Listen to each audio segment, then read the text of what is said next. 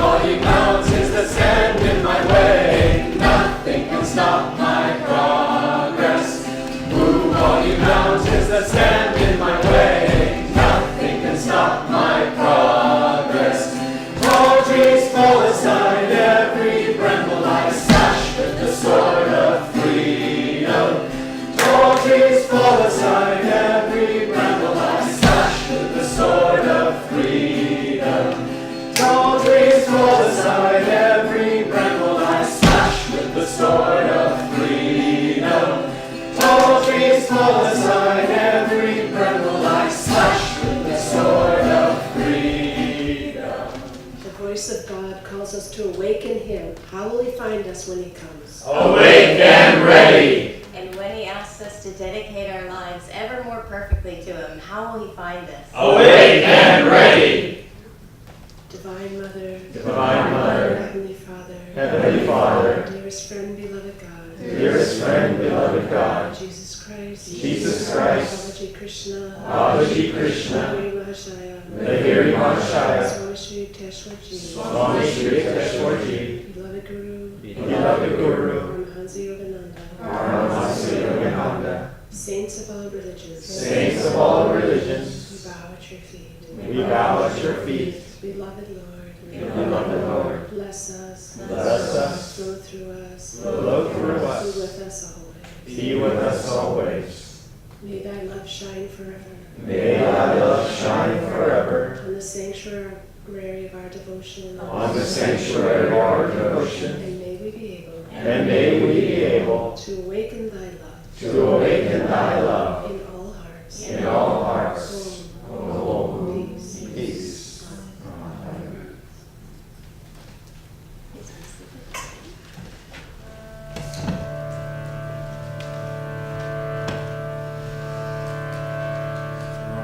Depths of slumber as I ascend the spiral stairway of wakefulness, I will whisper,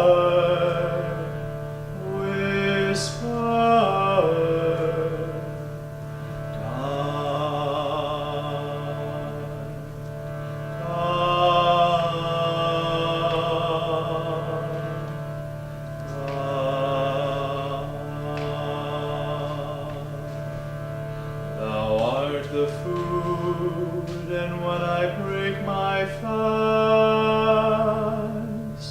of nightly separation from thee, I will taste thee and mentally say,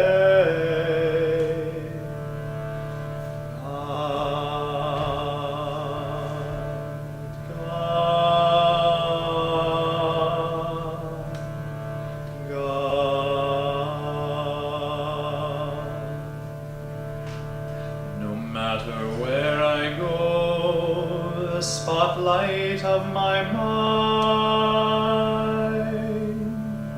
will ever keep turning on thee, and in the battle din of activity my silent war cry will be God, God.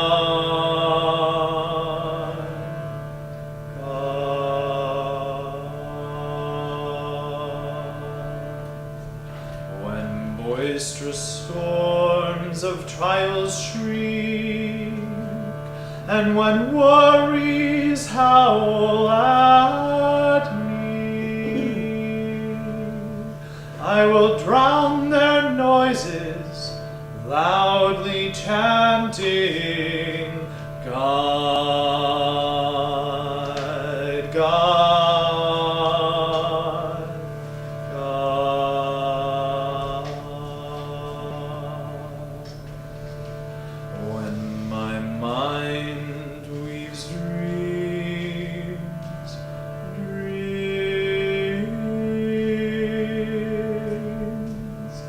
With threads of memory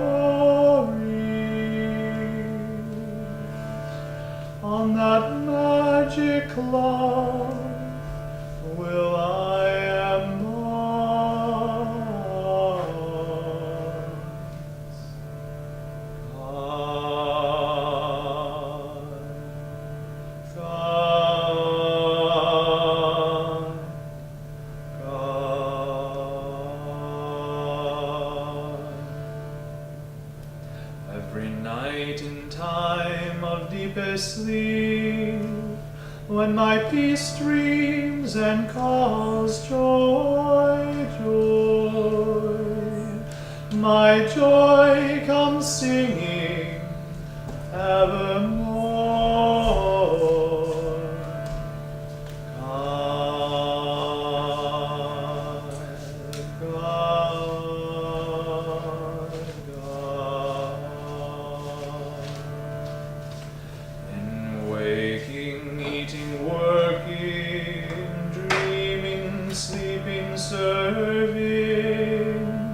Meditating, chanting, divinely loving, my soul will constantly hum, unheard by any.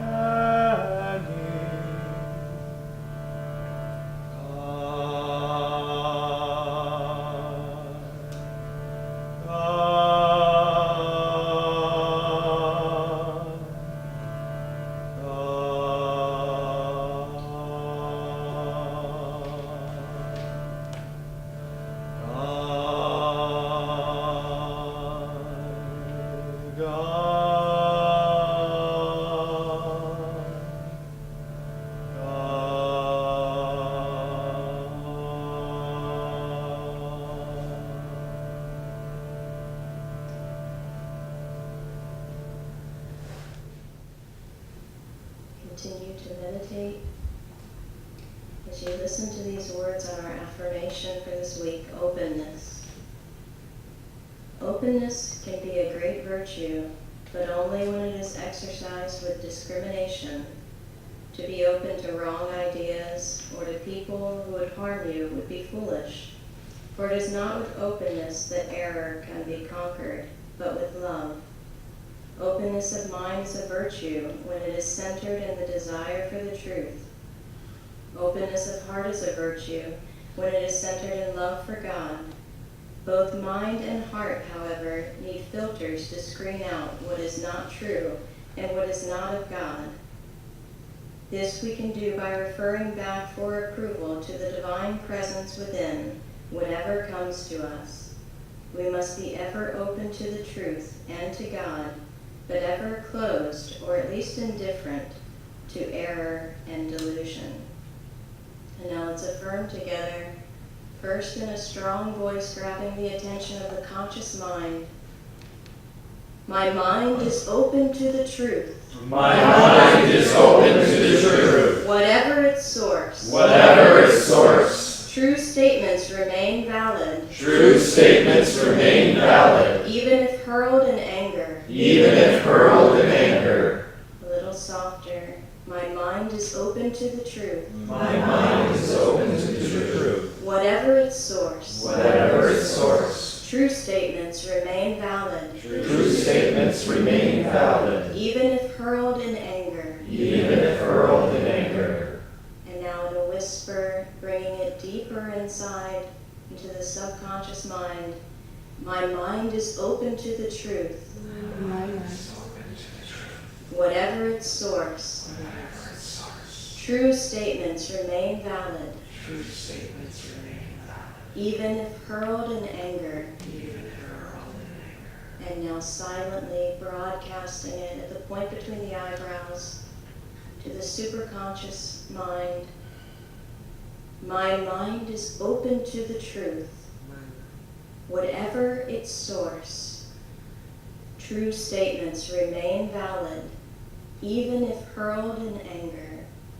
My mind is open to the truth, whatever its source.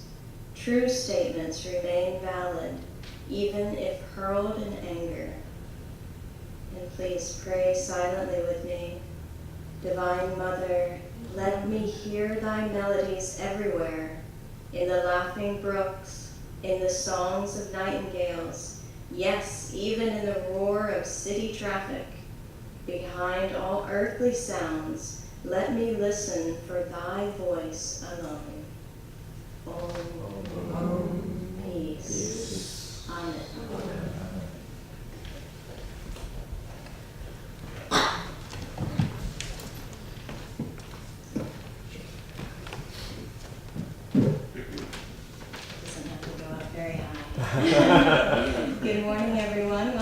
our Sunday service. Good Good morning. That was a nice good morning. Usually they're kind of scattered around. So it's like with gusto. So I'm Dharma Devi, and this is our special guest, for those who don't know, Mary Kretzmann, and she's been head of the Healing Prayer Ministry for like 30 years or so, 35. Maybe just 25. Maybe just 25. That's been a long time. And she's a very gifted healer, very humble, and always comes from her heart, and we're very grateful to have her with us.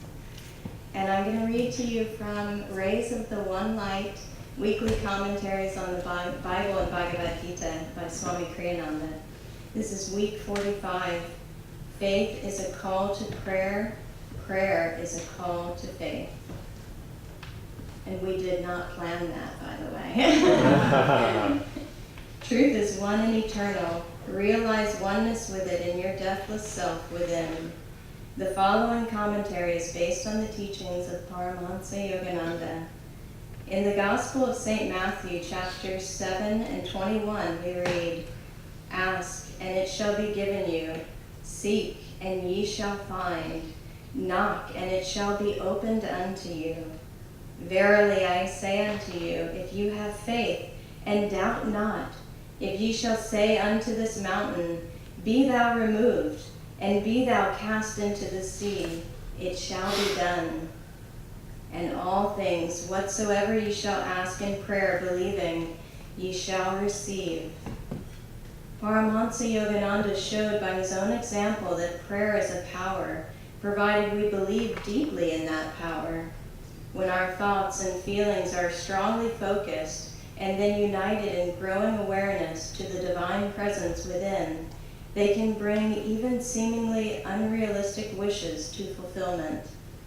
When Paramahansa Yogananda was in charge of his school in Ranchi, India, he took the boys on occasional outings to the surrounding countryside. There was a waterfall not far away, he told Swami Kriyananda, where I took them sometimes. It was dangerous to cross there, but I would cry out to the boys, "Do you believe in God?"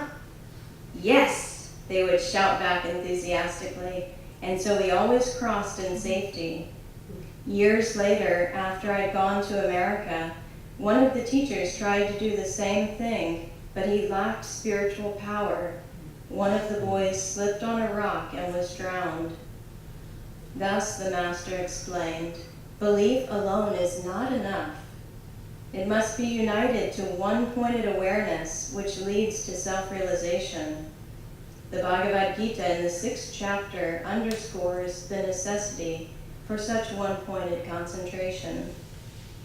Whenever the mind, fickle and restless, wanders off from its concentration, let the meditating yogi withdraw it resolutely, spurning every distraction, no matter how alluring, and bring it back again and again under the control of the self. Thus, through Holy Scripture, God has spoken to mankind.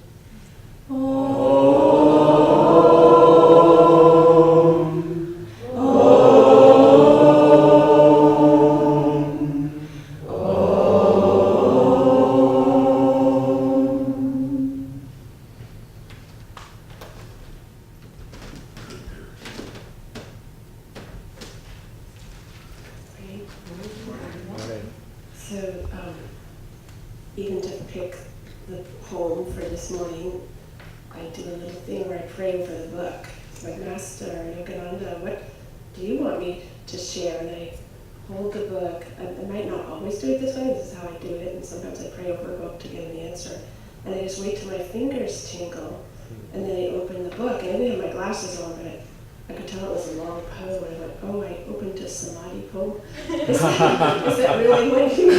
So then it was like what Dharma Devi was saying, you get your answer, but then you have to proceed with some, like, you might double check your answer. It's like, it still felt right. So, and what I wanted to share, and I don't usually have a preamble to the poem prayers. This is from Whispers from Eternity, Yogananda's book of poem prayers.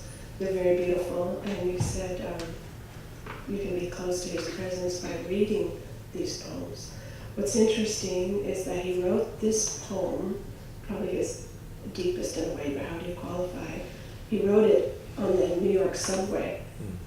And so perhaps that's part of his gift, is that you're in the New York's the biggest city on the East Coast, you're the biggest city on the West Coast, and that God can come to you right where you are.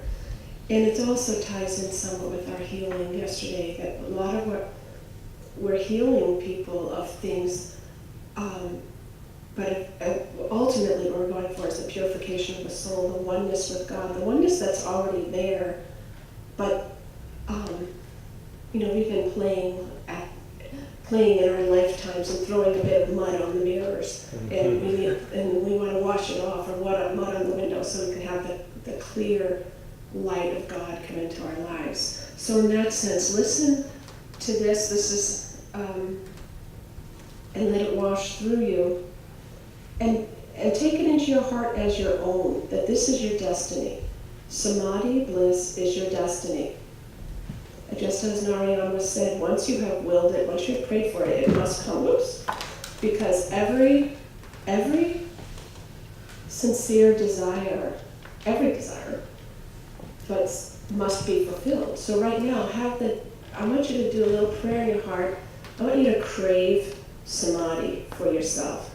Because every craving, we understand cravings, right? You probably crave chocolate or ice cream or whatever. Spoiler alert, but anyways, whatever you crave, you understand the craving part, so now just crave samadhi. Just crave it in your heart for a moment, and then listen to the prayer in this way and know that it must be fulfilled. Because it's like that craving throws a little rock in the sea and it creates ripples. It creates an action. It's your prayer right now. Pray believing, as Dharma Devi was using Jesus' words. Pray believing now that the samadhi must come, whether it's this life or another, but it's coming. It's coming. We're on the road. So, vanished the veils of light and shade, lifted every vapor of sorrow, sailed away all dawns of fleeting joy, gone the dim sensory mirage, love, hate, health, disease, life, death. Perished these false shadows on the screen of duality, waves of laughter, symbols of sarcasm, melancholic whirlpools, melting in the vast sea of bliss, the storm of Maya stilled by magic wand of intuition deep. The universe, forgotten dream, subconsciously lurks, ready to invade my newly wakened memory divine. I live without the cosmic shadow, but it is not bereft of me. As the sea exists without the waves, but they breathe not without the sea. Dreams, waking, states of deep Turiya sleep, present, past, future, no more for me, but ever present, all flowing, I everywhere.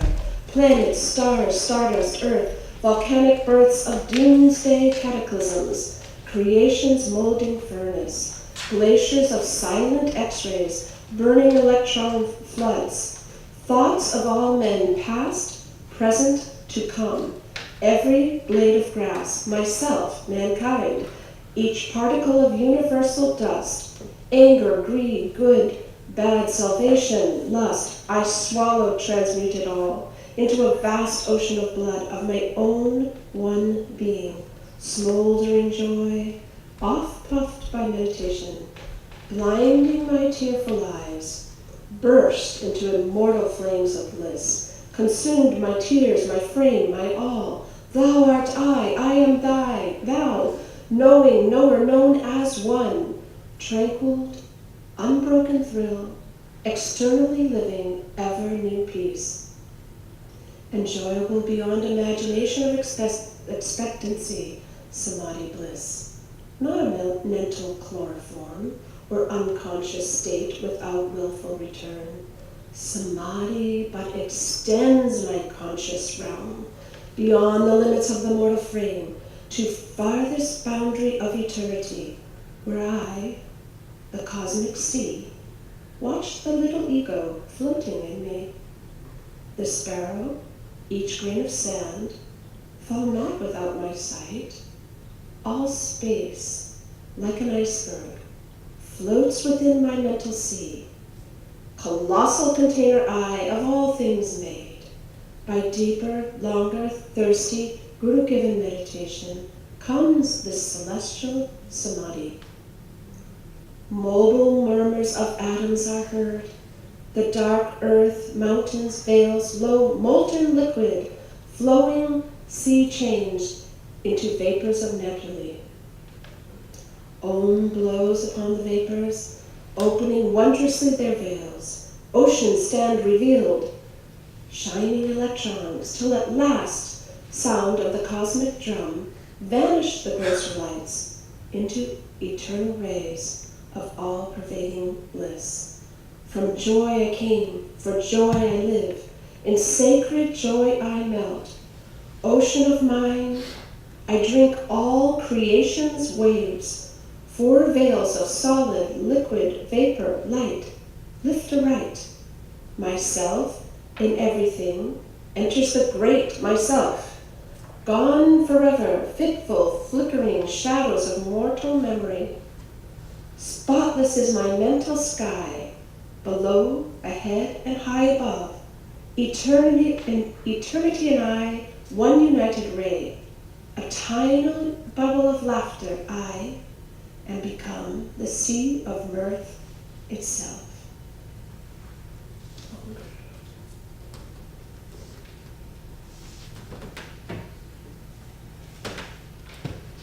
So feel that journey that awaits every soul.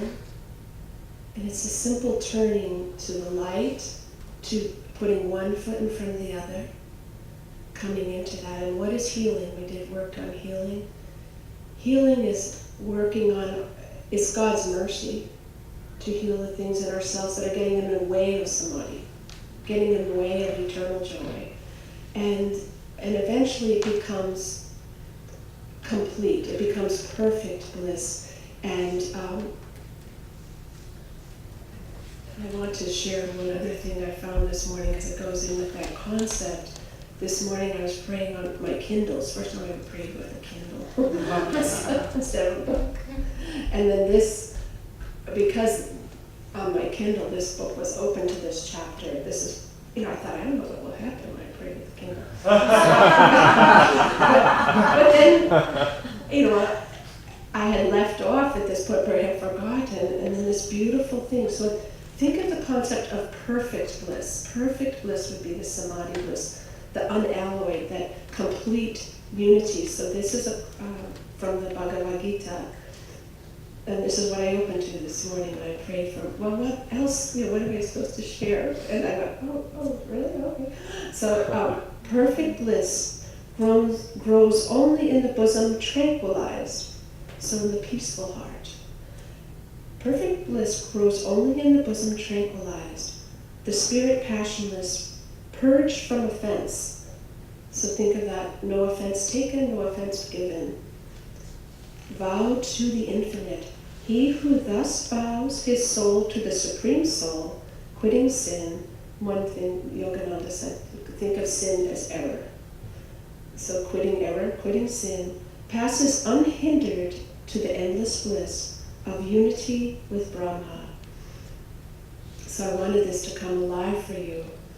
And in this, he's talking about his soul, so he writes it with a little s, like I was talking about yesterday.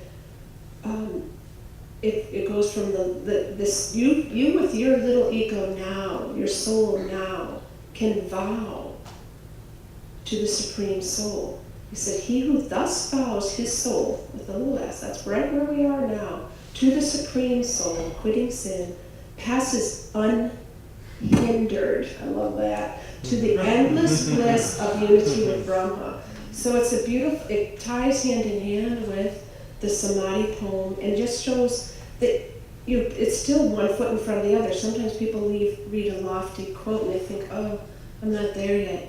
It doesn't matter because he's talking about the perfect bliss, but along the way, just like in Samadhi poem, it says there will be that guru-given meditation, that oft-puffed, smoldering joy of meditation. It will be there. He's talking about when it's perfected.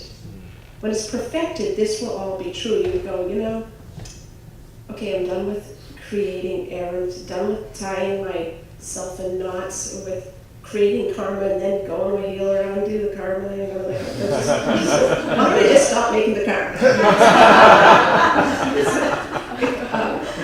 So that's when the soul finally comes to this. It feels like a shortcut eventually to God's joy. It's like, let's clean up the act and do our best. And you just dust yourself off if you trip or slip. That's one thing Ananda said, a slip is not a fall. A fall is when you fall down in the mud and then you stay there. That's the fall. And you go, okay, I must only be destined for the mud. But no, you go, nope, getting up again, dust yourself off, keep going. So that's the soul healing level, because we were talking yesterday about healing body, mind, and soul. So when you think of the body, that's kind of the karma that's coming home to roost, you might say, in your life.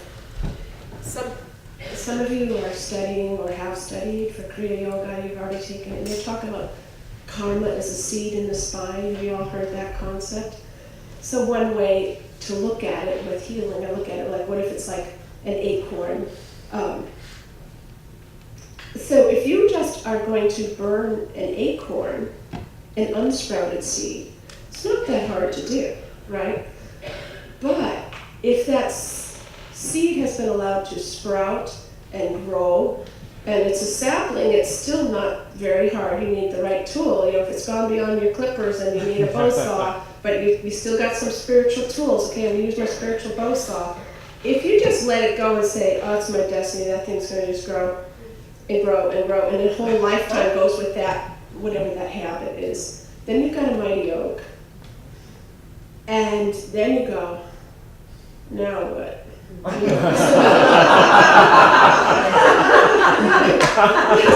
Then you gotta get the chainsaw. You're gonna need a big chainsaw. You're gonna need to bring out the big spiritual guys.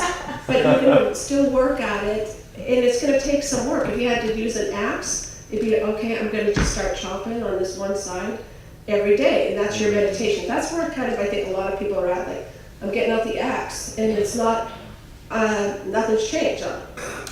And what if the oak tree's this big? And then little chunks are coming out, you're not noticing the chunks, you're noticing this tree seems unchanged. And you just chunk, and then maybe you have to do the wedge on the other side. So to do all what you can do, and it's still standing. It seems insurmountable. But it's just that the tree got to grow so long. And then you ask for God's grace, because at a certain point, that sincerity of effort brings the Guru's grace. And the Guru might show up with the big chainsaw, 2-foot bar if they make it, or 36-inch bar, and down the tree goes. So the sincerity of effort draws God's grace. And your job is to say, well, if all I've got's the axe, then I'm using the axe. And here we go. We're going to keep chopping away at the karma. And but with God's love, your meditations, do your best. Bring God's love into your meditation. Do what you can do, like you showed up. What do they say? Some of those successful, half the journey just showing up, So do the parts you can do. Don't focus on what you can't do. Focus on what you can do, and it grows. And there's so many lovely tools we have these days. You can get satsang on your Kindle, and so so you're in the city, you're connected, and then this beautiful thing that, well, it's your good news, bad news, that it's really easy to travel on Sundays. Realize, nobody's going anywhere on Sunday, right? But you did. And hope maybe we can just say a lot of people live near their churches or whatever they go to, so they're not clogging the freeways. But just think of you made a decision, to come this morning. You made a decision when you worked towards meditation and Kriya. That's putting one foot in front of the other. That's a spiritual act, and that is adding divine sharpness to the acts of whatever the karma is in your life that you're dealing with, and then when can you feel God's grace, God's love anyway? in your life. It starts to come that God's grace is there even when things are tough. I remember years ago, it was a long time ago because my daughter, who's all grown up and has 2 little kids of her own, there was a recession and our business was going down. I didn't really quite know that because I had my darling little 18-month-old baby, and you're kind of thinking, you meditate where you can or when the baby's sleeping and different things like that. But then one morning I saw my husband's face always looked peaceful and serene. He came out of meditation one day, and we had a house with a loft, and I looked down and I could see oh, he looks stressed coming out of meditation. I better, it's time. I've got to get serious. So I started, I had a beautiful friend named Helen Strang, and we decided, because she was a single mom, so she couldn't come to my house even though I had the 18-month-old. So I have to be done meditating before my husband needs to go to work and be ready and getting going. So I said, I want to be done meditating by 7 in the morning. That's when I'm going to be done. But we wanted to have a substantial sadhana. We wanted to start at 4 in the morning. So we started with yoga, and then we meditated. And so I just started walking over to her house. And back in the old days, at Ananda, we didn't like to waste money on flashlight batteries. So I'm walking over there, and I'll tell you, you can do it in the full moon, you can do it in the half moon, you can do it in starlight. What's really dark is no moon and cloud cover. That's dark. That's black. But still, I was walking to her house because I thought, well, my friend Carmen's blind. She's like this all the time, so I'm just gonna. But there was a dam that had now it has a bridge on it, but the dam was a concrete thing this wide. So I'd be coming down the hill.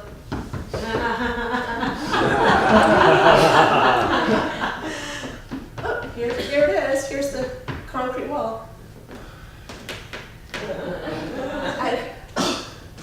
I mean, we were living very simply, maybe too simply, but I'd get there. That's sort of amazing me. I've never tried this, but we were living out in the middle of the country with, you're creating a village out of nothing. And so you didn't want to buy batteries, you have to throw them away someday. It's like a waste of money, batteries, so instead it was. And there's other stories, you'll hear of other stories at that time that people would have because they were also walking around without flashlights. Then LL Bean came up with the wind-up ones, that was great. But then we had money for that kind of stuff. But the thing is, so even though our business was tanking, and within about 2 months of that, we actually had to move to town. It had tanked so much. I was in bliss. It was like because I was meditating, doing yoga, and then meditating 2 hours, and then getting home so my husband could go run the business that I was tanking. And part of the reason it was tanking is because he kept paying everyone else as the recession was coming. He kept paying everyone else and not us, and finally going, what am I going to do?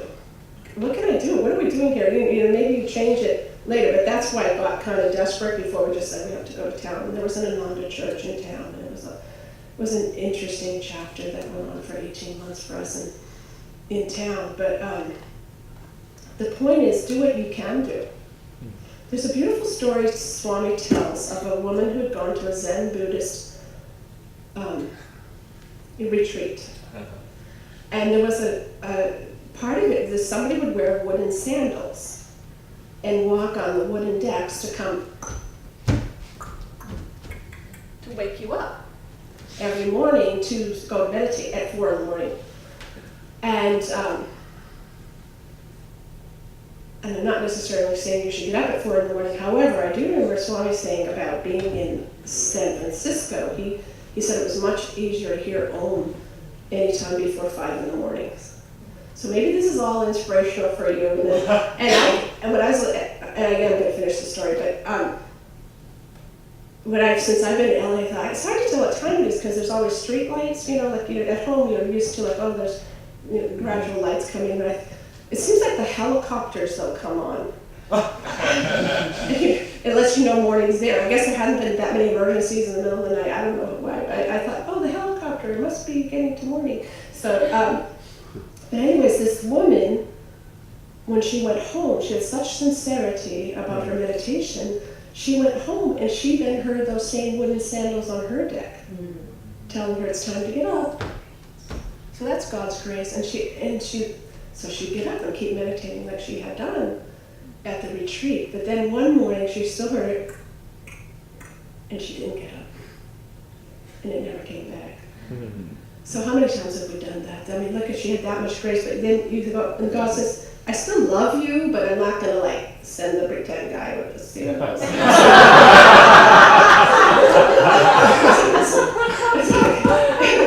It's sort of like, if you're going to take me for granted when I'm doing like this really cool thing for you, then I guess use your alarm clock.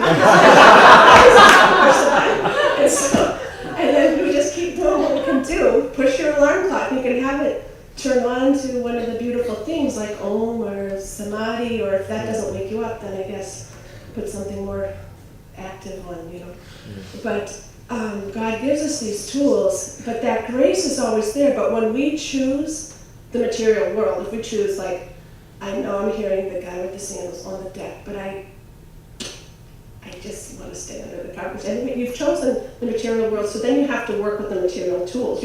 Doesn't mean you're forsaken by God and it's never going to work. It just means it's like you threw that rock in the pond.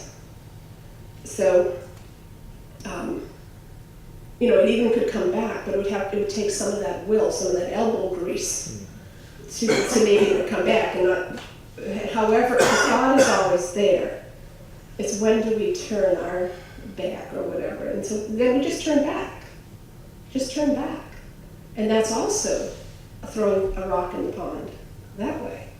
And it creates ripples, and God's grace is there. So sometimes it may feel like, maybe there was God's grace at some magical moment, but where's it been? Sometimes God sends a magical moment early on in the path, and then he may wait a while. But he wants to let you know what's possible, and it's also the stored up energy from the spiritual goodness in other lifetimes that you've done. And you've all done it because you're interested. One thing Yogananda said to Swami Kriyananda, no, I think he said it to a different disciple who was very discouraged. And Yogananda said, it takes very, very, very good karma even to want to know God. Just to want it means the energy's been building over lifetimes. So bank on that, cash in on that. That's why I said crave samadhi. Might as well just crave it. Maybe you don't just want it, crave it. And then go with that and then build on it. And if you slip, pick yourself up, keep going. Add another tool. Add a tool too that you can say yes to. Like right now, what could you say yes to? I mean, could you say yes to setting your alarm, and it doesn't have to be 4 in the morning. It could be some other time that some spiritual thing comes on. Just say, okay, that's what I'm saying. What yes can you say right now? And go, yeah, I can embrace that. I can, even if it's to get up 10 minutes earlier and hear a spiritual thing come on to help set your day. That will begin to change your life, because all of a sudden you'll realize, that's actually inspiring. That's helping me. And then you keep building from there. So you don't want to overload and then go into total rebellion or something. But think of something you can say yes to and then add it in. And that one little practice will start to change your life because it inspires you, it encourages you. And then you'll realize, I actually can relate to this. Because sometimes what happens if you start walking away, you forget how inspired you might be by the path. And so if you just choose something that you think you can do, you realize, I can relate to this. It does inspire me. I do like it. I actually like it. It's not like I should do this, but I actually like it. So then it reawakens that part of the soul. So find something and just, you keep making improvements and keep coming together, because your auras all help each other. And it helps each other if you pray for each other in some ways, through an email list or something. If somebody, needed extra help, if somebody had God forbid, we don't want any accidents or anything, but if there was something serious, accident or surgery or something, you should all pray for each other. and just help each other, and that's a sense of spiritual community, even though you're spread out in a city. So, after a healing workshop in New England, I taught all day and all weekend, and when it was time for Sunday service, I said, I feel like Forrest Gump, because how he would say, that's all I have to say about that. So, but today I had more things to share with you, but now I feel a sense of completion with you all, and bless you, and be in touch. If you ever need the Healing Prayer Ministry, it's at Ananda.org. Hit on the Healing tab. So God bless you.